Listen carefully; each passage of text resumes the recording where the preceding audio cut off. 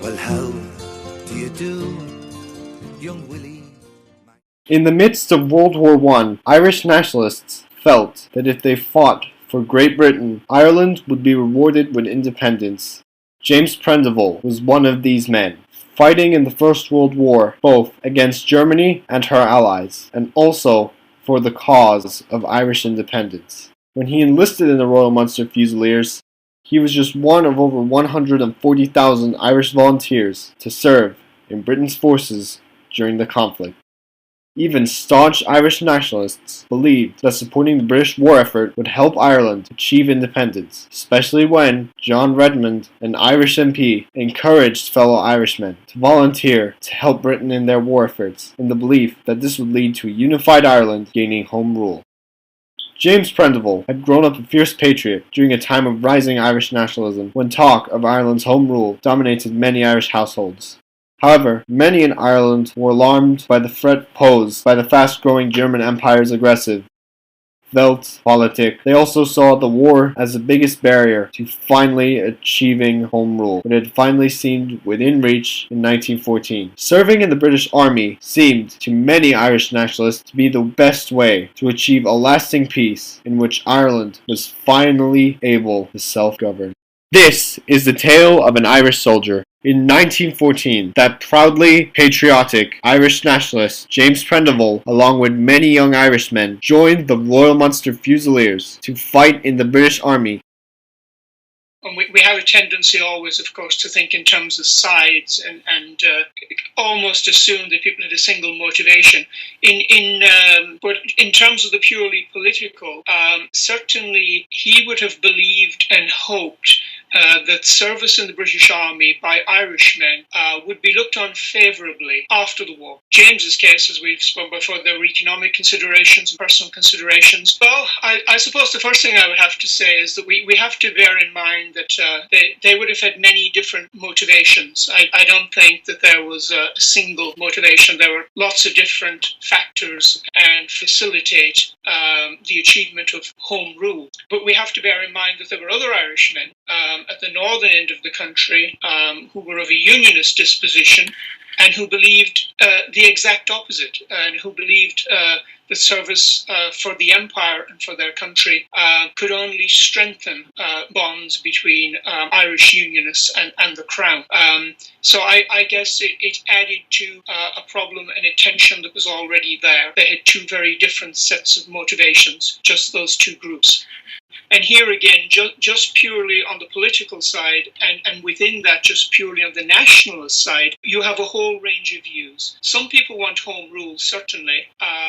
The Redmondites, they certainly want home rule, a limited form of self-government, not too dissimilar, I guess, to devolution today. But then you have this very large and growing movement, or much more radical, sort of a physical force nationalism, and they don't want home rule at all. They want the establishment of a republic. The Irish nationalist cause became increasingly split by new approaches such as Sinn Féin and the Irish Volunteers. By the time of the 1916 Easter Rising, Redmond was pushed to the side. When the British government backtracked on the previous agreement by committing to exclude Ulster from home rule, splitting Ireland, Redmond felt abandoned by his former allies. Redmond then suffered the further personal tragedy of the loss of his brother in action at the Battle of Messines. Redmond then tried, but failed, to unite the various nationalist factions in Irish politics, and died, in his own words, a broken man in 1918, while the war still continued. Often criticized, Redmond became a largely forgotten figure in the Irish independence movement until a new biography was published in 2013. The events of Easter 1916 saw the leadership of the Irish independence movement pass to the younger generation, led by people like Eamon de Valera and Michael Collins. Many of the nationalists who took part in the 1916 Rising had volunteered in the earlier days of the war, but now returned to Ireland and armed, trained by the British Army, and used these new skills and their weaponry to a very different effect. Ultimately, the occurrence and events of World War I further delayed Home Rule for Ireland, but also helped shape the destiny of Ireland's status as a self-governing free state and the establishment of the Republic of Ireland. To some degree, they must have felt betrayed by what happened. Redmond himself dies in 1918. The moderate nationalists are leaderless. I think people like James Prendiville, who had hoped for Home Rule and who see the rise of militant nationalism, must have felt a degree of betrayal. But I think it's important to say that in his case, at least, he continued to have great affection for Great Britain. And I think that, too, is part of a broader movement. I mean, I grew up in Kerry and lived in Cork for a while, and certainly even up in the 1970s, those families like our own, who had a very mixed background and had not one but several members who had served in the British Army in both wars, it wasn't really something that you talked about at all. Politics, certainly down in Kerry, was a very sensitive subject right up, I would say, until the early 90s. So I'm pleased that there's a book about Redmond. There hasn't been a proper and full evaluation of his role. He's a man that you always have a degree of sympathy for, that he's on the wrong side of history in a sense. You know, he's just swept away with by Pierce and Connolly and all these other guys. We don't have much information on James due to a lack of records. A bombing raid in 1940 on the War Office in London, where the records were held. The surviving have become known as the burnt documents. But I do have some solid information on James from interviews with historian William D. James grew up in Ballyhennessy in Lixnaw in County Kerry. While much isn't known about his life before the war, it is most likely that he would have worked on farms, as that is the main employment for young men of that time in Ireland before World War I. I also know he was of working class and had several siblings. As mentioned previously, he was inspired by Redmond's idea of Ireland fighting in the war so they could achieve Home Rule. By the time James went off to fight in the war, he had already married, and he and his wife, Mary Costello, already had 2 children, with another on the way. After joining the Royal Munster Fusiliers, James did 2 tours to France, where he fought in over 20 battles in the front line, but his records only record one known location, Orléans, France, as that is where he was seriously injured, having a lung and several ribs removed. Between his 2 tours, James briefly returned home and for the first time met his 3rd child, Annie. However, by this time, Mary had tragically succumbed to the Spanish flu epidemic of the time when Annie was only 4 days old, which is estimated to have caused up to 100 million deaths, in comparison to the 14 million deaths estimated for World War I. While James was away at the front, the 3 children were looked after by Mary's family, especially her younger sister, who after the war, James married and had a further 5 children with.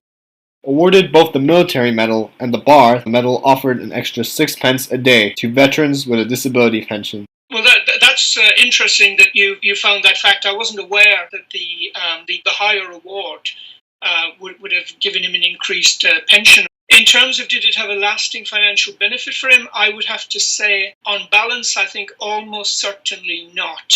Although I said that economic opportunities in rural Ireland in that period were fairly limited, he was, by all accounts, quite clever. And he seems to have been quite an enterprising kind of man. He took his army pension and he invested it in a prize boar, which he would then take a boar, yes, and he would take this round to the farms to help produce piglets, and he would charge the farmers for this service. And apparently he made a decent living out of this. Wow. But he wasn't very comfortable. And I think the balance of probability is that the war cost him economically as well as in other ways.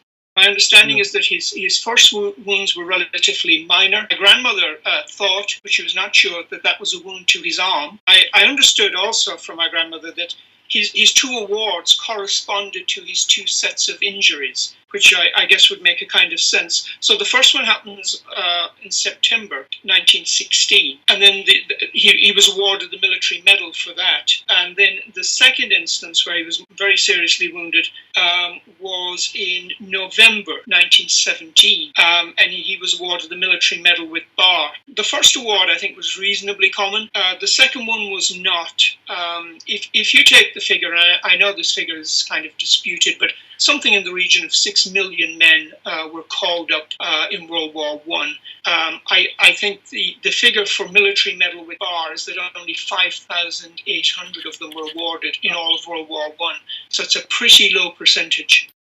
Only 18 Munster Fusiliers were awarded the military medal with bar. So you're talking about 18 men out of a minimum of 6,000. James never spoke much about the war. Annie always blamed her father's absence for the death of her mother, feeling that if he'd been at home, he would have been able to look after her and possibly nurse her back to health. He was probably suffering from PTSD, simply known as shell shock in those days. My mother told me that he didn't discuss World War One at all with her and didn't seem keen to. I suppose we have to bear in mind that that generation of men, and perhaps a couple of generations after that, were not comfortable expressing their feelings always. And they didn't have the kind of support that we saw in subsequent conflicts. So it may be that he internalized all of this. We don't know. But certainly outwardly, I'm told he was a very sort of relaxed, gregarious kind of man. Even after his terrible wounds in World War One, when World War II broke out, James didn't accept that his military adventures were over. He wanted to sign up for the army again. Okay. Now, he would have been late 30s or maybe touching 40 years of age. So because of his age and his medical history, he was rejected. But what they did tell him was that he could become an air raid warden. An air raid warden's whistle, which is what he would have blown wandering around the streets of London in World War II. And he served for the full duration of the war. It's not frontline action, but of course with the arrival of German bombers and the V1 and the V2, it pretty much amounted to frontline action in some senses. As for my grandmother, she was living in London in the mid-30s and late 30s, so I think she would have been glad to have had time with him, but of course would have had tremendous concerns for his safety as an air raid warden. Carrying shrapnel in his body until the relatively young age of 63. I know this because Annie was my great-grandmother who died the year before I was born. And James was my great-great-grandfather, and to his death, a fierce Irish patriot.